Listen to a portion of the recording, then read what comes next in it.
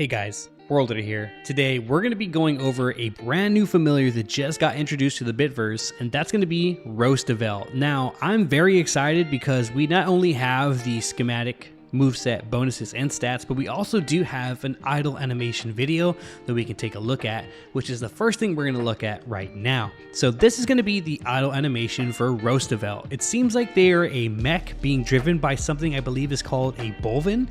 Now, this is super clean. It has a flamethrower. It has another left arm with like electricity or something. It's rocking an awesome mohawk and some crazy shoulder rockets.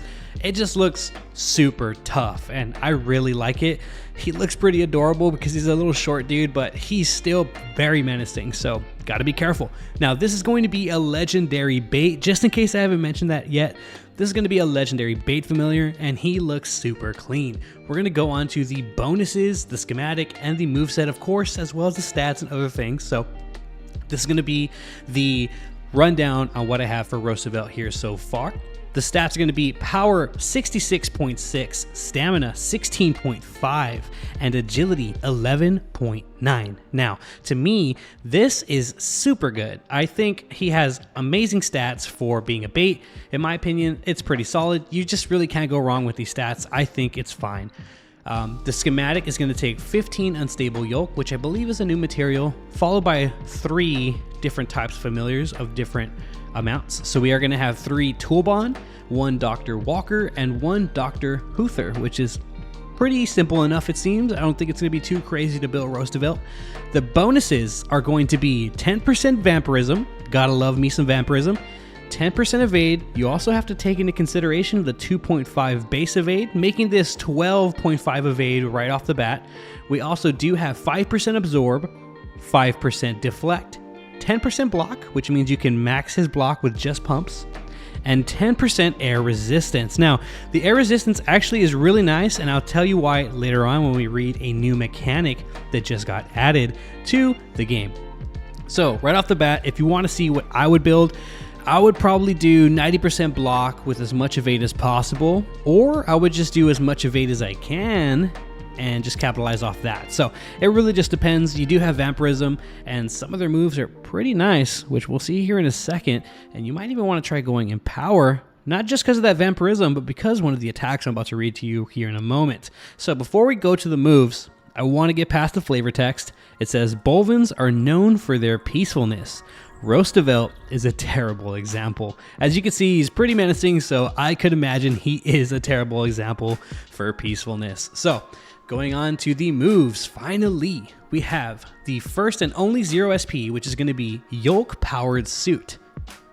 Earth damage weakest for 41% and shield self for 32%. Now, right off the bat, if I am forced to attack anything, I would love it to be the weakest. So I'm very happy that not only do I have damage on something I would like to damage, I also get to shield myself, which is another thing.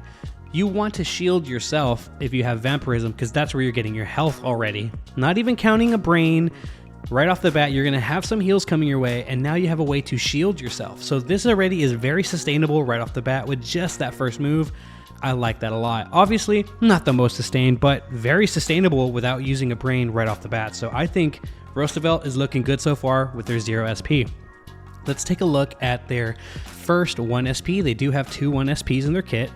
It's called At All Costs. You root the strongest for a whopping 292% and self for 29%. Now, I believe that is a recoil when it says self for 29%, which means you will be proccing your brains if it is a recoil, which is super nice. It can help, you know, spread heal your team. If that's the brain you have, it could help attack the enemy team, if that's the brain you have. So this could be very good. You can also pair this with an attack strongest when you get hit, and you're pretty much attacking the strongest twice. You're pretty much attacking them twice, which is pretty awesome. If you proc that brain, of course, and this is a recoil.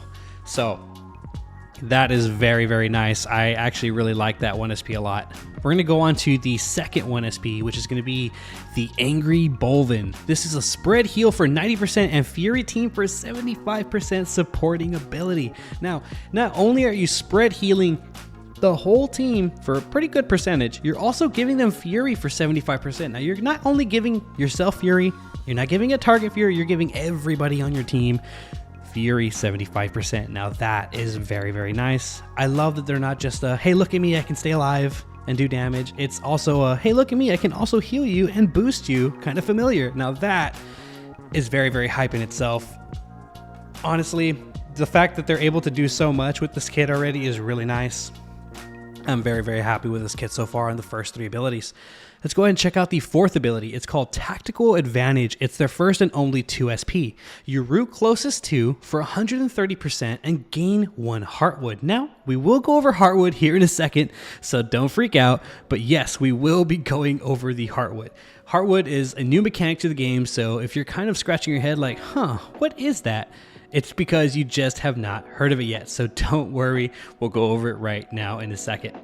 But that closest to for 130%, super nice. Not all the time do you see 2 tanks in a row or a tank and a bait. Sometimes they'll have their DPS in the second slot for some reason, and that's a good way to poke at them. Decent percentage, and you know, the Heartwood's pretty good because it helps with their defenses. So very, very nice move for 2 SP. It's pretty solid. Now we're going on to the final move. It's called Decimate Defenses. It's a 3 SP. Now, it is a 3 SP, guys, but check this out. You corrupt the enemy team for 80%. Twice. Twice, guys, twice. Now, you can stack Corrupt up to 3 times. Let me actually tell you what Corrupt does before we go ahead and move on to Heartwood. So Corrupt reduces the highest resistance of an enemy by 5%, right? And you can stack it up to 3 times. You're already getting 2 of those stacks out the way. So not only are you able to buff yourself by giving yourself more defenses with this character on their 4th ability, but on their 5th ability, you're also able to nerf the enemy. So that's pretty good. I think that's fantastic, actually. So for a 3 SP, it's not too bad. Corrupt doesn't really see too much gameplay, but when you really need that little squeeze of debuff, that's there for you. So at least it's in a kit and it's an option. So I like it. It's pretty good. We're going to go ahead and explain Heartwood. So Heartwood is for each stack of Heartwood, that character, or I guess being, so if you're a familiar using that, the familiar counts as well. For each stack of Heartwood, that familiar gains 4% air resistance. Heartwood can be stacked up to 4 times. So 4, 4, 8, 8, 8, 16, right? So you can get 16 air resistance. You already have 10. Yeah. So that means you can have up to 26 air resistance super easily. Like, that is wild. I think that's nice because you can literally have 100% block.